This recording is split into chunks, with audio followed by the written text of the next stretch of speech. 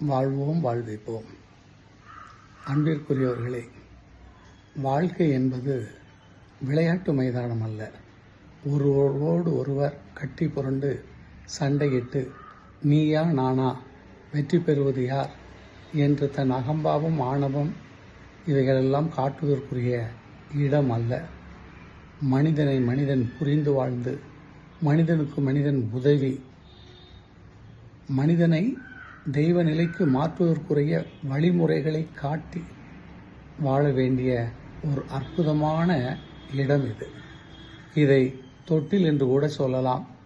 தாய் தன் குழந்தை பத்திரமாக உறங்க வேண்டும் என்று எப்படி தாளாட்டுவாளோ அதே வண்ணம் இந்த வாழ்க்கையில் ஒவ்வொருவரும் நிம்மதியாக ஆனந்தமாக ஒருவரை ஒருவர் புரிந்து அமைதியாக வாழ்கின்ற பொழுது அது தன் தாயின் அரவணைப்பில் படுத்திருக்கும் தொட்டிலில் இருப்பது போன்ற ஒரு உணர்வை கொடுக்கும்.